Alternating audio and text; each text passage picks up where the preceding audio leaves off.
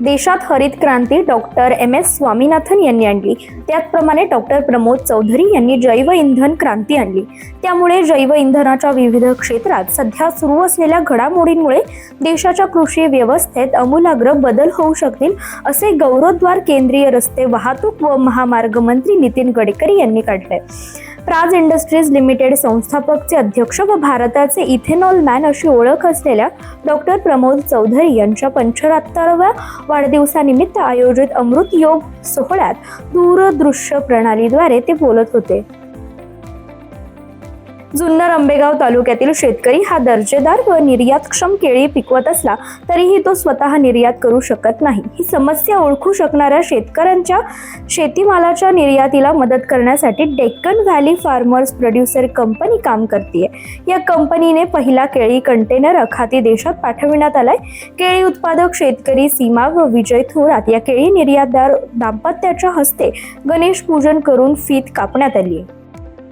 भारतातील साखर उद्योगांसाठी 25,000 कोटी रुपयांची पंचवार्षिक योजना राबविण्याचे सूतोवाच केंद्रीय सहकार मंत्री अमित शहा यांनी केले।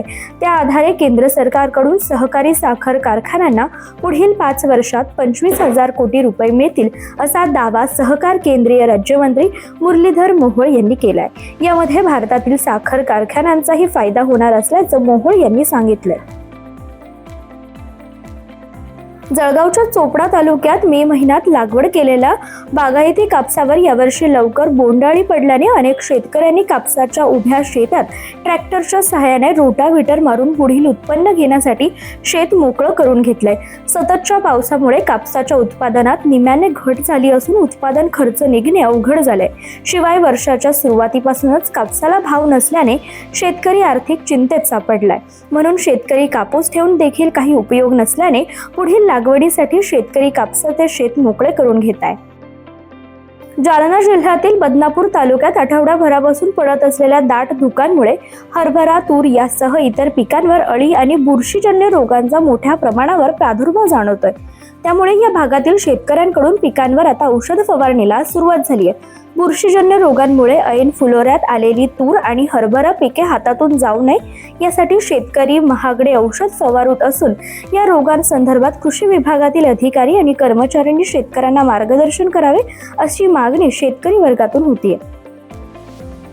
शेतकऱ्यांना खरीप हंगामाप्रमाणे रब्बी हंगामातही 1 रुपया भरून पीक विमा योजनेत सहभागी होता येणार आहे।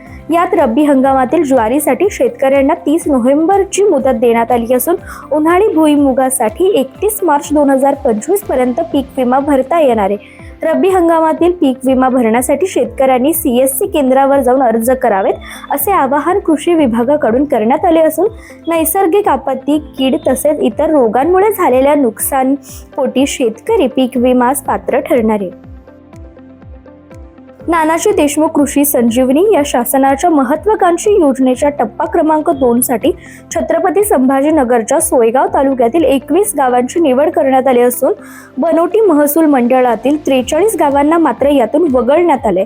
यात पाखोरा योजनेत गटामध्ये फळबाग लागवड, शेडनेट, पॉली हाऊस, कुक्कुटपालन, रेशीम उद्योग यासाठी शासन अनुदान देणार आहे। त्यामुळे बनोटी मंडळात आधीच खरीपाच्या नुकसानीमुळे शेतकरी मेटाकुटीला आले असतात।